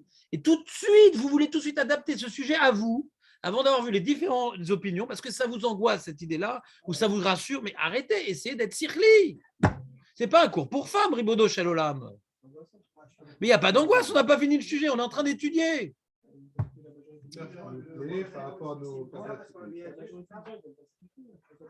Alors, celui qui ça nous fait, il n'a pas les capacités d'étudier. Je donne mon droit de veto. Ouais. Le veto de Varsovie. Allez, les amis, s'il vous plaît, maintenez emprisonné votre côté féminin. De ne pas pouvoir se retenir de poser des questions quand on est uniquement au début du développement. Chose très regrettable pour un homme. Si vous avez peur de cafard, vous avez le droit de poser ce genre de questions. On reprend. C'est dommage, c'était très intéressant.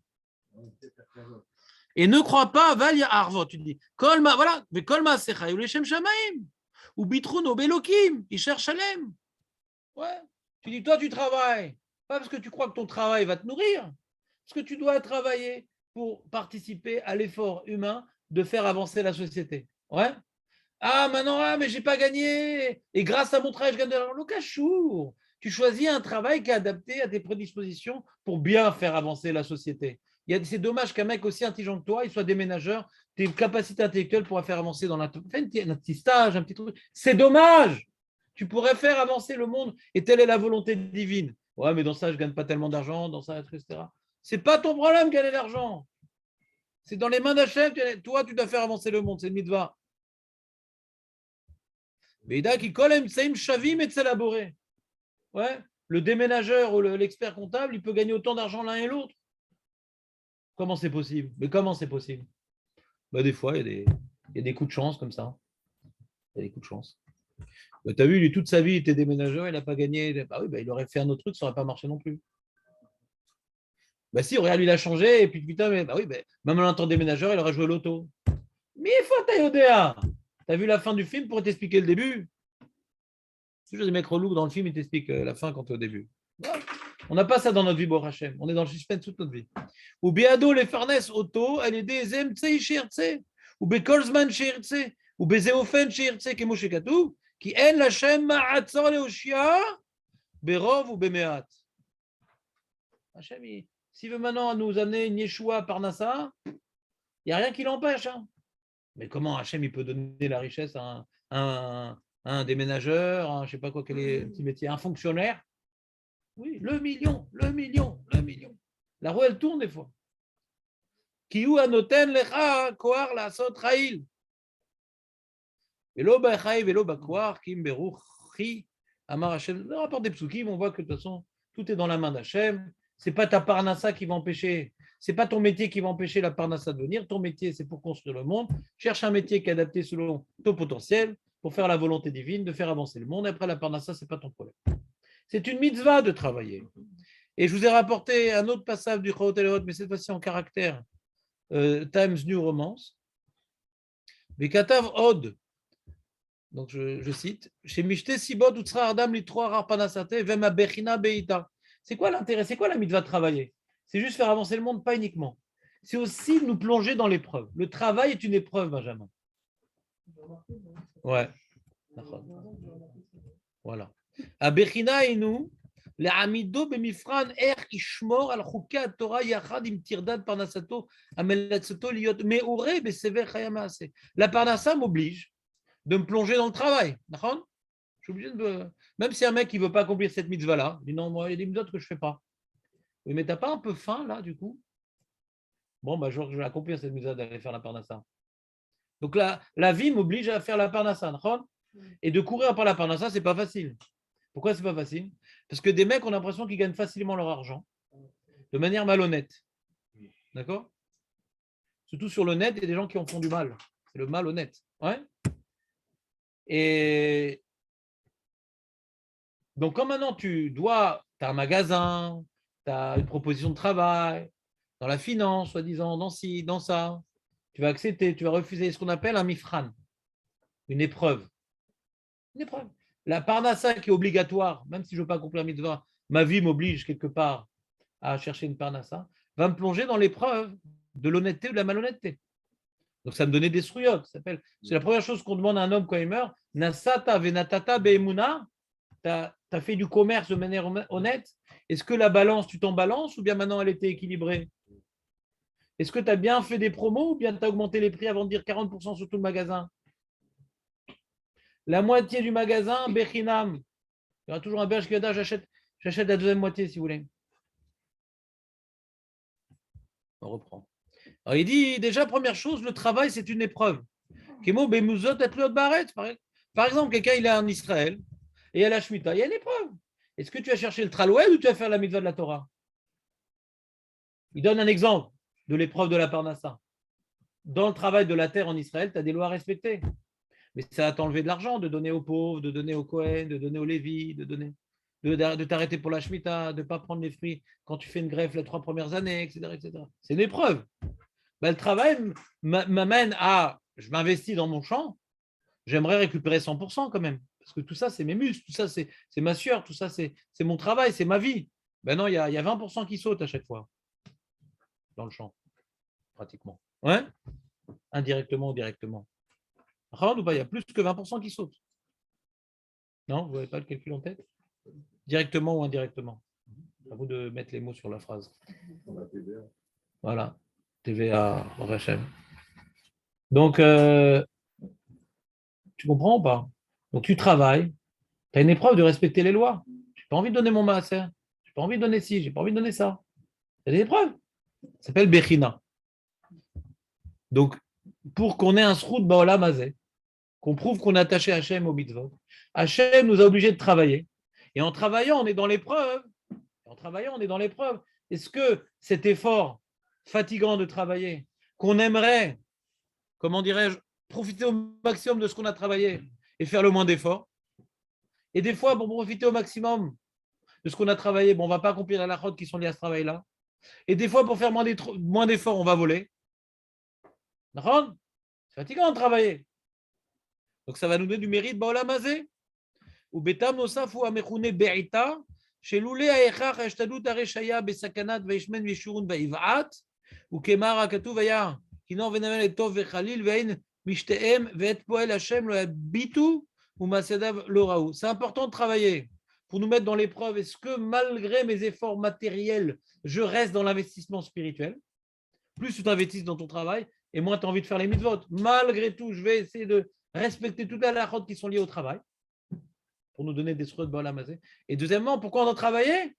Pour ne pas devenir un rentier, tout grassouillé. Abatala, mévi l'idée shiemum, va shiemum, mévi l'idée avera. L'oisiveté amène à la faute. Vaishman yeshurun vaivat.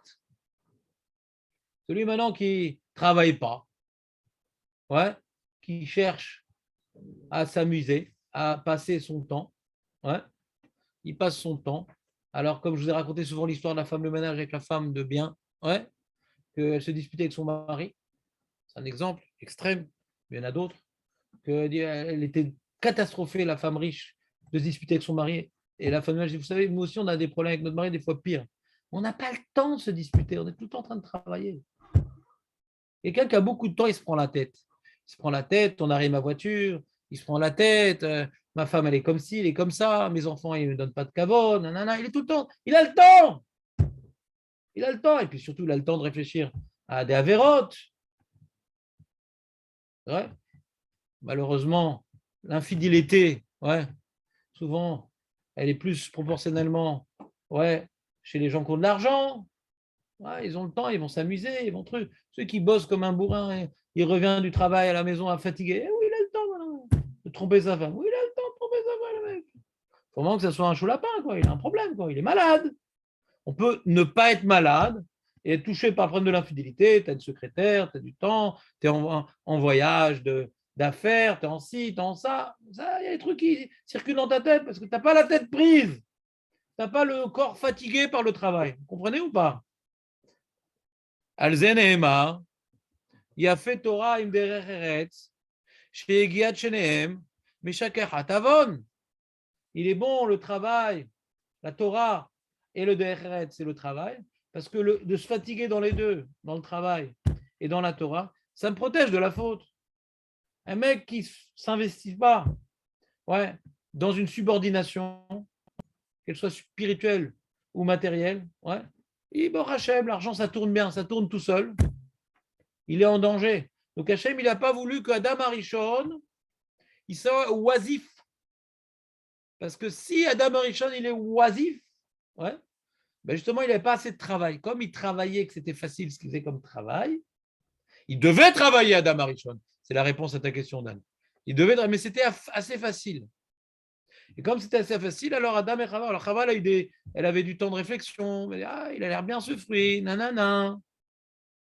Puis les mecs, ils sont sur Internet en train de regarder à Black Friday toutes les promos. Il faut avoir du temps pour ça. Moi, il est passé sous le nez, Black Friday, j'ai pas eu le temps. C'est pas commencé? Non, mais moi, j'achète sur AliExpress. Moi, je fais partie des prolos. C'était le 11 novembre, AliExpress. L'armistice. Hein? Non, je sais pas, 11 novembre, ça fait des morts, tu dis? Ah non, non. C'est l'armistice, non? Chez moi, il n'y a pas qui m'a fait. Je sais pas. Chez nous, c'est l'armistice, non? Je sais pas. C'est comme ça, c'est le 11 novembre leur truc. Mais il faut avoir le temps de commencer à rêver. Peut-être je vais acheter à ma femme un robot pour faire le ménage. C'est moi qui fais la spongienne, donc Zarma pour ma femme. Je vais acheter un robot pour ma femme. Oui, t'as pas acheté le bon. T'as pas acheté le bon. Ma mère, elle a acheté le Robocop S7. Ouais. Depuis, ça marche très bien, mais elle a les pieds irrités quand même. Elle va plus chez la pédicure. Ça marche très bien, mais chez toi, il y a un problème quelque part. Il faut que tu vérifies tes mezuzot. Enlève la poussière. Non, ça laisse des traces. Ça marche, mais ça laisse des traces. Non, celui de ma mère marche bien. Ah, ça marche. Ah, faut tout le temps remettre. Bon, les amis, vous m'avez aspiré le cerveau avec vos trucs là. Ouais. Voilà, laissez tomber. Non, c'est pour les prolos, AliExpress. C'est toujours les. Voilà. Birkat Amazon, c'est la bracha. Et les amis, donc qu'est-ce qu'on est en train de dire? Il dit pourquoi il y a une mitzvah de travailler. Il explique pourquoi il y a une mitzvah de travailler, Bekitsu. Pour nous plonger dans le monde de l'action qui nous amène à savoir si véritablement on est attaché à Dieu ou pas. Est-ce qu'on lâche 20%? Est-ce qu'on fait attention au vol? Ouais. Est-ce que malgré tout on trouve du temps pour étudier, pour prier? C'est facile d'être un tzaddik quand maintenant on n'a rien à faire. Quelque part, ouais. Là, tu as un emploi du temps qui est chargé. Ah, mais Rav, moi, je ne peux plus aller à la prière Betsibourg. Rav, je ne peux plus venir au shour, je travaille dur. D'accord, trouve-toi un shour qui est dans tes ans. Ah, mais le soir, je suis fatigué. Ben alors, d'accord, toute ta vie, tu as bossé à la retraite, qu'est-ce que tu vas faire? Tu vas mourir. Tu vas faire. Le mec, il attend sa retraite, il est mort le lendemain, manque de bol. Il y en a plein comme ça. Comment? Il parlait plus de Nissan dans le travail. Lui, il parlait plus du Nissan dans le travail. Il faut faire des efforts. Ouais. Il faut faire des gros efforts. Surtout, c'est bientôt le gala, il faut faire des gros efforts. Alors, il dit. Ça fait longtemps que je ne vais pas parler de ça, je ne sais pas ce qui m'est arrivé. Il dit, mais quelqu'un, par contre, il dit, même ça est faux. Écoutez, les amis. Le monsieur qui a des midot tovot, qui n'est pas un feignant, qui se lève au nez, qui étudie toute la journée, ouais, qui est boter Bachem, donc il n'a plus le problème. Il n'a plus de problème, lui. Puisque la mitzvah de travailler, c'est pour mettre dans l'épreuve, est-ce que je respecte la lachot ou pas? Est-ce que maintenant j'oublie Hachem ou pas? Et je suis dans mon beat, je suis en train de vivre mes kiffs. Mais quelqu'un qui fait son avodat Hachem, ouais, qui respecte tout à la lettre, dans ce qui est donné de respecter. Est-ce que maintenant, il est sans arrêt, il est dans l'effort, alors lui, même que maintenant il n'a pas de souci, il est rentier le mec. Il est rentier, mais le matin il a son chiour, l'après-midi il a son chiour, le soir il a son chiour. Ouais. Ça s'appelle chiour Razoni, je prends le grand chiour. Bah ouais, j'ai mon petit Dafayomi. Et le reste, bah, on est à côté du Kikar, pourquoi on achète un appartement si cher? Il faut amortir. Gam Kshiur Raoui Beshalva, Ven Aetzerara, Masit Oto, Volo Mitpate, Lirdov Aret Anugeola, Mazé, Amechashvim et Adam, Vadam Kazé, Meshacher Oto. Aboré Mitir Dato. Quelqu'un maintenant que si il n'a plus les soucis du travail, ça va devenir un Oved Hachem. Pas un rentier qui a un petit chiour comme ça. Mamash Oved. C'est très dur. Hein. Par exemple, moi, je ne suis pas au collège, donc ma journée, je fais ce que je veux. C'est très dur de s'imposer un rôle, ouais. Il faut manger, un petit peu se reposer, ouais. Donc, c'est très dur, allez, il faut que je tienne et tout. Il n'y a personne qui regarde quand j'arrive au Beth Amikdash, quand je pars. Ouais. C'est pas chou de s'imposer un rôle, c'est Hachem. Il faut voir Hachem, l'Enegdi Tamid. Sinon, on dit là, bah non, les enfants veulent venir me voir, là, ma femme, elle veut ci, il faut s'imposer un système où tu dois te faire un cheshbon à nef, c'est très dur. Alors aujourd'hui, il y a le système du collège qui facilite un peu le travail. Tu reçois un petit peu d'argent, il faut arriver à l'heure. Donc ça facilite un peu la notion d'effort qui n'en est. Lui, il n'y avait pas le collège à l'époque. Ouais. Donc quand tu fais Avodat Hashem, tu es face à toi-même, tu es face à Dieu. Quoi. Et des fois, la personne, elle ne tient pas cette épreuve-là et il va se laisser vivre, il va étudier un petit peu, mais dans le reste du temps, il aura l'esprit libre, Chazvé Shalom. Il aura l'esprit libre, Chazvé Shalom. Il faut toujours avoir dans la tête une sougia. Le collège, c'est le modèle de la Torah. Je sais pas. Si on va les faire carottes et tout, on dit toujours. Je sais pas. Non, ce qu'anirait tous les Gdolim, ils sont plantés, ils n'ont pas compris la Mishnah. C'est pas le nom de la Torah, elle est contre ça, mais eux, ils sont plantés. Une question, c'est pas une. Mais je sais très bien, mais j'y réponds. Il y a deux possibilités. Ou bien les Gdolim, 99% qui ont décidé le collège, ouais. Parce qu'aujourd'hui même, les Datilomi, ils ont le collège. Donc tous sont d'accord avec ça. Ouais. Eh bien, ils n'ont pas compris la Mishnah, ou bien une réponse. Et la réponse, elle est où? On l'étudie en son temps. En tout cas, par rapport à notre sujet, c'est pas ça le sujet. Pas du tout. Le sujet, c'est la parnassa. C'est pas ce que je vais tous vous envoyer au collège. De toute façon, Ravesman, il n'a pas les moyens de vous prendre. Rassurez-vous, il a les moyens de prendre autre chose que votre temps.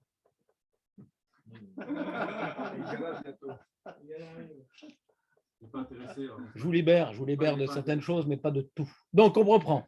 Est-ce que c'est bien d'aller au collège? Ouais, bonne question. On pourra en faire un sujet si ça t'intéresse. En tout cas, c'est des gdolim sérieux qui ont tranché la chose. Ouais. Et s'il n'y a pas le collège, aujourd'hui, on n'aurait pas de rabbanim de haut niveau. Ils avaient d'autres forces. Parce qu'aujourd'hui, même chez les Dati Leomi aujourd'hui, même chez les Chassidim, c'est que des gens qui ont fait le collège.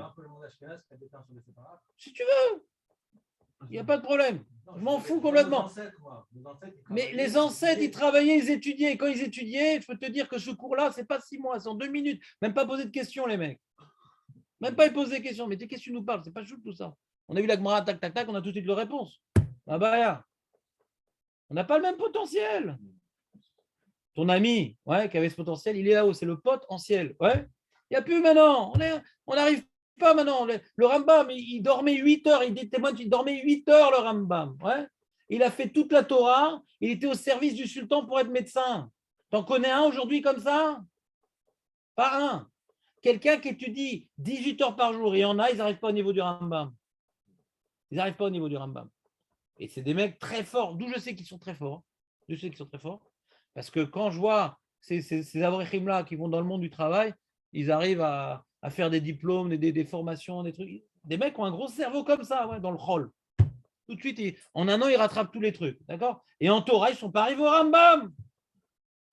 Et en rôle, tu connais un mec qui est comme Aristote, qui a créé un système de pensée nouvelle du début jusqu'à la fin dans tous les domaines. Aujourd'hui, on peaufine, on rajoute un module. Attends, il a créé un système tout nouveau, quoi, Aristote, qui a duré plus de 1000 ans, ce système, jusqu'à ce qu'on arrive aux néoplatoniciens, qu'on arrive à Newton, à l'esprit empirique. Ça a forgé toutes les sociétés modernes de l'époque. Je m'en fous. Pourquoi? Ça peut être ça, ça peut être autre chose. Mais en tout cas, on n'a pas le même potentiel, c'est tout.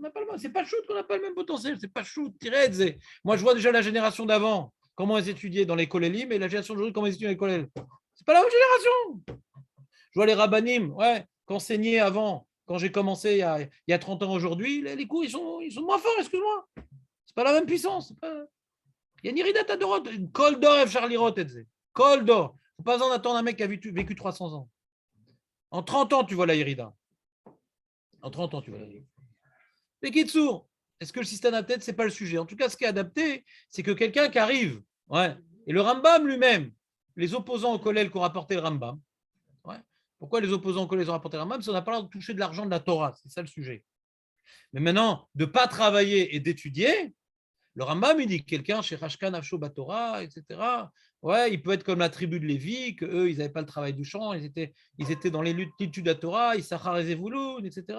La question maintenant, est-ce que maintenant on peut donner une parnassa pour quelqu'un qui étudie? Ça, la question. Maintenant, de ne pas travailler, d'étudier, Vadaï, c'est Rabbi Shimon Bar Yochai, c'est Arbe lo Etzlichu. On voit que c'est une formule qui existe. Ouais. Est-ce que c'est adapté à tout le monde? Est-ce que c'est un autre problème? Mais c'est une formule et donc le Rav Adayot, il faut bien qu'il explique cette formule-là. Elle est dans des midrashim, elle est dans différents cas. Ouais. Que quelqu'un maintenant qui arrive à dépasser le problème de l'oisiveté en transformant le hall de la Parnassa en hall Torah, il n'y a plus le problème. Il s'est acquitté de la mitzvah. Il s'est acquitté de la mitzvah de travailler. De la même manière que Ben Azaï s'est acquitté de la mitzvah de faire des enfants, de se marier et de faire des enfants. Parce que lui, il n'était pas tour de cette mitzvah-là en étudiant la Torah. Donc, il ne pouvait pas. Il ne pouvait pas de marier avec une femme. Il était tellement pris dans la Torah. Il ne pouvait pas. Il faisait souffrir ça. Il ne pouvait pas. Il était dans la Torah. Il ne pouvait pas. Là, pareil, le limud à Torah peut m'acquitter. La Hol Torah peut m'acquitter de Hol Derech. Marqué dans la Mishnah de Pirkei Avot. Kol amekabel alatzmo Hol Torah maviri mimeno Hol malchut ve'Hol Derech. Ça va faire les kabel Hol Torah. Donc celui qui est au collège et qui n'a pas Hol Torah, qui n'est pas sérieux, etc. Alors, mais c'est mieux qu'il aille travailler. Il y a Choliot. נכון, ברוך השם. ברוך השם. אם אין קמח, אם אין מים. Voilà, אם אין קמח, tu vois. Mais là, il est déjà 10 heures, les mecs. J'ai même pas fini le Chavot Evot. Vous m'avez esquinté. Allez, bosser. Tu bosses, toi, le vendredi? Magnifique, ça. Attends, mais j'ai pas fini. Attends, je suis dans la phrase, là. Non, mais attends, allez où votre Emouna, Hachem, là? Les mecs, en direct live, vous me montrez ça? Il est comme ça. Je vous rapporte juste un petit avot de Rabbi Nathan pour dire que le Chavot Evot, ce n'est pas une invention. Tanya, Rabbi Shimon ben Elazar, Omer. Rabbi Shimon ben Elazar, Omer. Donc, c'est quand même le Nassi du Ham Israël. Ouais, c'est le fils de Rabbi Shimon qui était lui-même Nassi. Rabbi Shimon ben Elazar, Omer. Gedola melacha she'af adam arishon. Lotam klum ad she'asa melacha. שנאמר, ויניחנו בגן עדן לעבדה ולשומרה, והדר מכל עץ הגן אכול תאכל. Donc on rapporte ici un chazal qui va dans le sens du Chovot HaLevavot, qu'il a pris ce chazal-là, Avot de Rabbi Nathan. C'est quoi Rabbi Nathan? C'est un Amora. C'est un Amora, Rabbi Nathan, qui est venu reprendre Pirkei Avot et compiler plein de braïtot, là c'est une braïta, un Tana, ouais, qui illustre la Mishnah de Pirkei Avot. Donc, il y a 50 prakim de Avot de Rabbi Nathan. C'est super long. Tous les sujets ouais, dans les braïtot qui peuvent être liés à la Mishnah de Pirkei Avot, il a mis. Et des fois de digression. On a parlé de ça, on parle aussi de ça. D'accord? Et là, on a donc un Avot de Rabbi Nathan qui rapporte une braïta ouais, du Nassi du Sanhedrin qui dit que c'est très important le travail. Gedola Melacha. Que même pour Adam Arishon, ouais, on ne l'a pas laissé manger avant qu'il ait commencé à travailler. Et au rapport du Passouk, d'abord, il y a marqué qu'il a été mis là-bas pour travailler, et après, il y a marqué tu mangeras. Moi, je sais pas qu'avant de manger, il faut que tu travailles. Et la semaine prochaine, on verra le Ramban, qui va nous proposer une autre lecture. C'est quoi le Havda? C'est quoi travailler dans le Gan Eden? Alors d'abord, il reprend la lecture de Chavot Evavot, quel type de travail il pouvait faire là-bas. Et après, il va expliquer que le Havda, c'est peut-être la Voda des mitzvot, un truc plus spirituel. Et on va voir donc une marloquette dans les braïtot. Comment comprendre ce qui s'est passé dans le Gan Eden? C'est une marloquette Tanaïm en vérité. La marloquette entre le Messiat Yesharim et le Chovot HaLevavot. Est-ce que la notion du travail existait avant la faute? Elle va participer à la construction de l'homme ou pas? C'est une marloquette en vérité qui remonte déjà au Tanaïm et qui a été bien illustrée par des propos pertinents par le Messiat Yesharim d'une partie et le Chovot HaLevavot d'une autre partie. Mais c'est une marloquette ancestrale. Et après, on verra comment nous, on doit trancher dans cette histoire-là. Bli Neder, bonne semaine. Bon Shabbat, bon travail.